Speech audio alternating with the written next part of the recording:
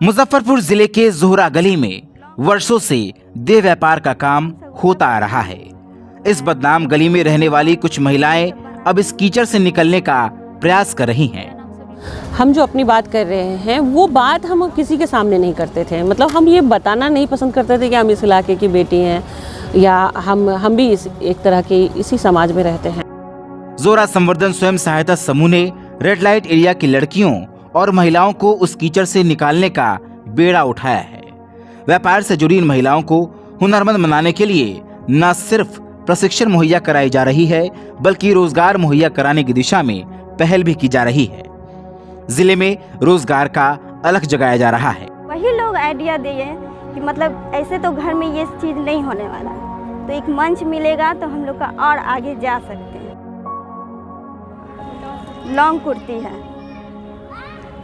Pure cotton, और ये frock है जो एक मतलब जॉर्जेट की है, जो साड़ी का जो बचा रहता है उसका है। इसमें और ये इसमें ये जो बटन है ये हम लोग खुद से बनाते हैं। और समाज से अलग थलग ये महिलाएं अब गारमेंट्स बनाने के काम में जुड़ चुकी हैं और बकायदा इसकी बिक्री की जा रही है। जोहरा संवर्धन स्वयं सहायता समूह की शुरुआत 2015 में हुई थी, लेकिन अब तक इन्हें कपड़ों को बेचने के लिए मार्केट नहीं मिल पा रहा था, जिसकी वजह से इन्हें काफी समस्याएं हुई। वहीं बिहार के उद्योग मंत्री समीर महासेठ ने इनके कार्य की प्रशंसा करते हुए हर संभव मदद करने का आश्वासन दिया है। उद्योग विभाग के जीएम धर्मेंद्र कुमार सिंह ने जल्द ही इन महिलाओं को इस काम को जारी रखने के लिए एक समुचित स्थान का प्रबंध करने की बात कही है। मेरा नाम समीमा खातून है। मैं 2015 से जोहरा संवर्धन समूह से जुड़ी, जिसमें हम लोग अभी 2015 में स्टार्ट किए थे और उसमें हम लोग को सहयोग राशि 10,000 रुपये मिला था। उससे हम लोगों ने हमारा एक मतलब सिलाई होता है हमारे परिवार में, तो हमारे पास एक ही मशीन था। उस पैसों से मैंने कर्ज लेकर एक मशीन लिया था, सिलाई मशीन, सेकेंड हैंड, वो भी पुराना मशीन लिया 5,000 का। और उसके बाद मैंने अपने घर में ही एक छोटा सा कतरनों पर मतलब ड्रेस तैयार करने लगी छोटे बच्चियों का। उस तरह से मेरी एक बेटी है जिसके लिए मैं वो ड्रेस तैयार करती थी। और मोहल्ले में जितनी भी महिलाएं थी जो लोग हमारे यहाँ कपड़ा सिलवाते थे, वो लोग धीरे धीरे आना स्टार्ट किए और एक कभी दो कपड़ा ले जाते थे। इस तरह से सोचते सोचते हमने बड़ा ड्रेस बनाना शुरू किया, जैसे कुर्ती हो गया, फ्रॉक हो गया।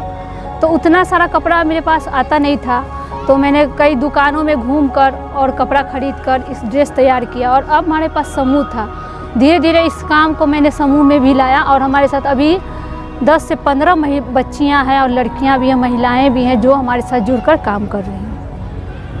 कहते थे कि कतरन से क्या बन सकता है। अब जो दर्जी लोग कतरन फेंक देता था उसको हम 50 रुपया 100 रुपया में खरीदते थे। वो लोग भी हैरत में था कि कतरन लेके करेगी क्या, कूड़ा समझ कर फेंकता था, हम लोग उसको खरीदते थे। आज वो कूड़ा का ढेर मेरा काम बन गया, रोजगार। और अभी मेरा एक प्रशिक्षण केंद्र है जोहरा गली में, जोहरा संवर्धन के नाम से ही है, नगर निगम के माध्यम से खुला है। तो पहले मैं घर में ये ट्यूशन टाइप का दे रही थी, अब वो प्रशिक्षण केंद्र बन गया, जहाँ से अभी मेरे पास जगह का अभाव था। तो एक छोटा सा रूम समूह के माध्यम से एक जगह मिला हमको, जिसे 5 से 6 बच्चियाँ ही बैठ सकती हैं और 2 ही मशीन है।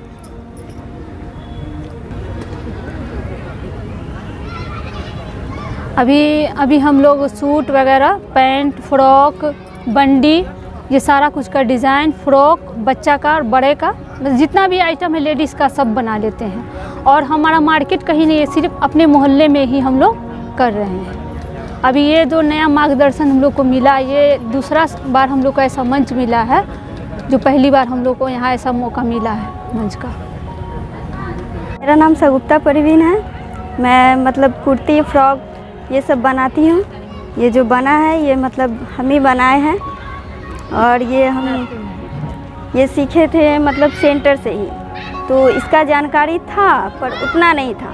और कतरन से भी बन सकता है, ये समीमा मैम से पता चला, यही बताई कि ऐसे बनाना है तो नया डिज़ाइन बना सकते हैं। तो पहले तो उतना नहीं होता था बिक्री, पर जब लोग आके देखने लगे कि हाँ कतरन से भी इतना अच्छा बन सकता है, तो लोग आके लेने लगे। उसके बाद वही लोग आइडिया दिए कि मतलब ऐसे तो घर में ये चीज़ नहीं होने वाला है, तो एक मंच मिलेगा तो हम लोग का और आगे जा सकते हैं।